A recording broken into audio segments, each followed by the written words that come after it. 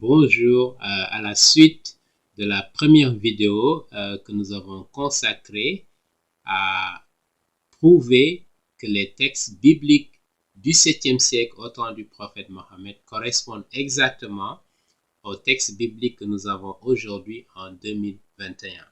Nous avons passé en revue 4 arguments majeurs pour prouver cela. Et aujourd'hui, nous allons nous focaliser sur le premier argument qui se réfère au manuscrit du Codex Vaticanus et au manuscrit du Codex Sinaiticus. En effet, qu'est-ce qu'on appelle manuscrit encore? C'est un document, d'accord?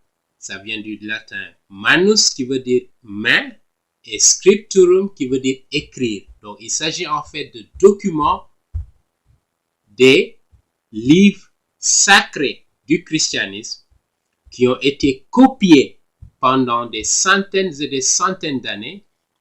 Et nous sommes aujourd'hui en possession de 2 documents majeurs, volumineux, qui contiennent ensemble l'ensemble des 66 livres de la Bible. Donc, les 39 livres de l'Ancien Testament et les 27 livres du Nouveau Testament. Donc, nous allons essayer de décortiquer ce premier argument pour montrer justement que ces documents correspondent exactement aux livres que nous avons aujourd'hui en 2021. Et ces documents datent, selon les experts qui ont fait la datation, entre 300 de l'ère chrétienne et 400 de l'ère chrétienne. Et en particulier, le Codex Vaticanus, comme son nom l'indique, ça vient du Vatican. Donc, ce sont des manuscrits qui se trouvent logés à la bibliothèque du Vatican aujourd'hui. Et ils sont disponibles en ligne, comme nous l'avions mentionné la dernière fois. Et donc, ce Codex Vaticanus, depuis 1475, est listé à la bibliothèque du Vatican, mais on ne sait pas exactement quand est-ce que ces manuscrits sont arrivés au Vatican. Mais ce qui est certain, ils ont été datés entre 300 et 330 de l'ère chrétienne. En d'autres termes, il y a entre 200 et 300 ans avant l'arrivée de l'islam, ces manuscrits-là existaient.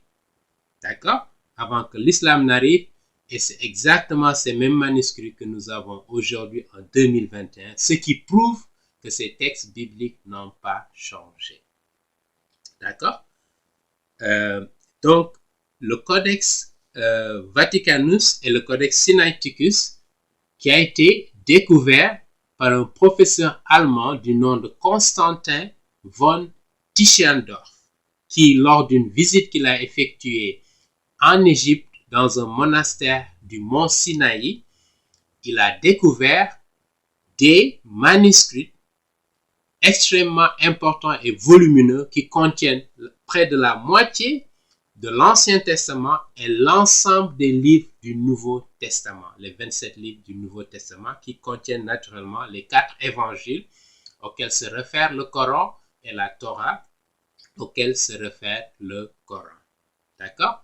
Et donc, si nous prenons le Codex Vaticanus et le Codex Sinaiticus ensemble, ils contiennent l'ensemble des 66 livres de la Bible. Et ils datent, comme je viens de le rappeler, entre 300 et 400 de l'ère chrétienne. D'accord? Donc, si nous revenons au Codex Vaticanus, il a l'ensemble des 39 livres de l'Ancien Testament. D'accord? Maintenant, si nous prenons le Nouveau Testament, 22 parmi les 27 livres de l'Ancien Testament sont contenus dans le Codex Vaticanus. Et je vais vous faire une petite démonstration pour vous montrer justement que c'est disponible en ligne. Vous pouvez aller y accéder et voir ce qu'il y a comme documentation. D'accord? Donc, il n'y a que le livre, les lettres pastorales de Saint Paul à Timothée, les 2 épîtres, l'épître à Tite, l'épître à Philémon et le livre de l'Apocalypse, qui manquent justement dans le Codex Vaticanus. Sinon, l'ensemble des autres livres de la Bible se trouve dans ces manuscrits qui datent entre 300 et 330 de l'ère chrétienne. D'accord? Et je rappelle juste une petite parenthèse que la lettre aux Hébreux se trouve également dans ce manuscrit du chapitre 1 au chapitre 9 jusqu'au verset 13. D'accord? À partir du verset 14 jusqu'au chapitre 13, qui est le dernier chapitre du livre de la lettre aux Hébreux, ne se trouve pas dans ce document du Codex Vaticanus. Je veux le préciser parce que j'aimerais que l'on soit sincère dans ce qu'on présente et vous pouvez aller vous-même vérifier les faits. Mais si vous prenez le Codex Sinaiticus, il complète justement ce qui manque dans le Codex Vaticanus. Mais c'est les documents, les deux principaux documents les plus importants, les plus anciens dont nous sommes en possession aujourd'hui en 2021 et ils ont exactement les mêmes textes que nous avons en 2021 de la Bible. Je le précise. D'accord? Donc, pour confirmer que les preuves historiques dont nous disposons aujourd'hui sur l'authenticité des textes bibliques sont à foison. Nous avons plus de 20 000 manuscrits. Et en plus de ces deux manuscrits majeurs, nous avons plein de papyrus, plus de des centaines et des centaines de papyrus qui contiennent des portions des différents livres de la Bible. D'accord? Et nous reviendrons sur une vidéo séparée pour parler de ces papyrus de façon plus précise. Mais j'aimerais maintenant vous montrer le Codex Vaticanus et le Codex Sinaiticus en ligne pour que vous voyez de vous-même et que vous fassiez vos propres démarches et recherches. D'accord? Donc, nous allons commencer par le Codex Vaticanus, qui est le plus volumineux et le plus important. Et nous allons voir un peu ce que ce codex nous dit. Un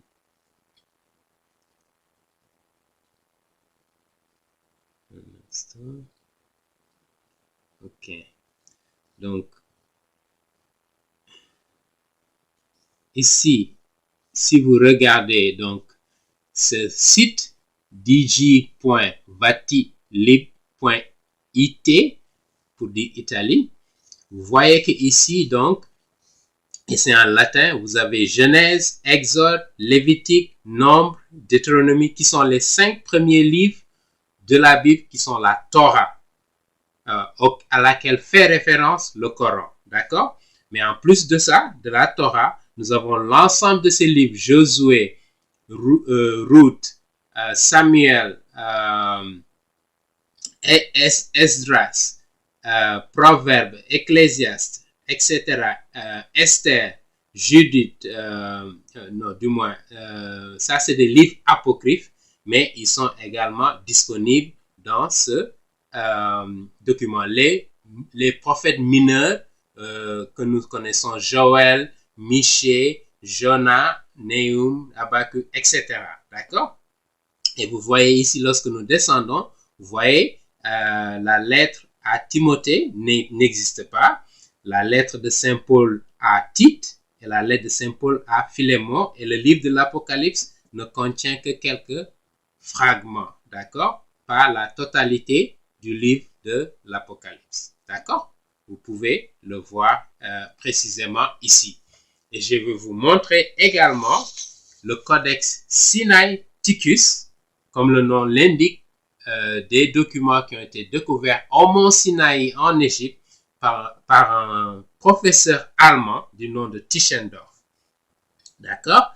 Et c'était en 1859 qu'il est allé en Égypte lorsqu'il a visité le monastère. Il a retrouvé une pile de documents dont les gens n'étaient même pas sûrs de quoi il s'agissait. Et il a pu prouver qu'il s'agit effectivement des textes bibliques. une partie de l'Ancien Testament et l'ensemble des livres du Nouveau Testament. Regardons ça de près en ligne parce que c'est disponible maintenant.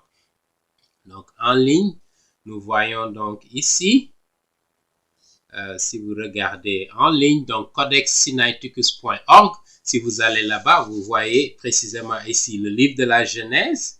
Et il y a combien de chapitres dans le livre de la Genèse? Il y a 3 ou 4 chapitres. Voilà, 4 chapitres dans le livre de la Genèse. Et on sait que le livre de la Genèse a 50 chapitres. Donc, c'est une partie justement de l'Ancien Testament. Le livre de Lévitique, Nombre, Deutéronomie, qui sont les 5 premiers livres de Moïse. Nous avons quelques extraits de ces livres, d'accord? Pas l'ensemble des livres, quelques chapitres, parce que justement, une bonne partie a été perdue, d'accord? Mais si nous regardons le Nouveau Testament, les 4 évangiles, nous avons Matthieu et nous avons l'ensemble des chapitres de Matthieu. 28, les 28 chapitres de Matthieu que nous avons aujourd'hui sont exactement là. Si vous prenez l'évangile de Saint Marc, nous avons exactement les mêmes chapitres. Il y a 16 chapitres dans Marc. Vous prenez l'évangile de Luc, il y a 24 chapitres dans l'évangile de Saint Luc. Et c'est exactement ce que nous avons également ici. Et si vous prenez l'évangile de Saint Jean, qui a 21 chapitres, si je ne m'abuse, et qui se retrouve exactement ici, dans ce Codex Sinaiticus. D'accord? Donc, 21. Vous voyez très bien que nous avons l'ensemble des livres du Nouveau Testament dans le Codex Sinaiticus et près de la moitié des livres de l'Ancien Testament, en plus des livres apocryphes qui se trouvent également dans ces codex manuscrits que nous avons. D'accord, donc ça c'est le premier argument que nous avions voulu avancer pour prouver que les textes bibliques du 7e siècle, en particulier la Torah et les évangiles dont parle le Coran, dans les différents sourates que nous avons cités dans nos vidéos précédentes, prouvent que nous avons exactement les mêmes textes et ils n'ont pas changé, ils n'ont pas été corrompus, contrairement à ce que beaucoup de musulmans avancent, d'accord? Et ils prouvent l'authenticité de ce que les commentaires musulmans, les exégètes musulmans ont avancé au cours des siècles, d'accord? Donc là, les preuves textuelles, d'accord? Les preuves historiques sont à profusion et nul ne peut nier cela, d'accord? Voilà une preuve, je dirais, on ne peut plus éloquente que la Bible n'a pas été corrompue. Dans une prochaine vidéo, nous allons revenir sur un autre type de documents qui ont été découverts récemment en 1947. D'accord? Dans la mer Morte. Et ces documents prouvent encore une fois que les textes bibliques datent même avant le temps de Jésus-Christ. Donc, plus de 700 ans avant l'arrivée de l'islam, nous avions l'ensemble de ces textes bibliques de l'Ancien Testament que nous avons exactement aujourd'hui en 2021. Merci de votre attention et je vous donne rendez-vous très prochainement.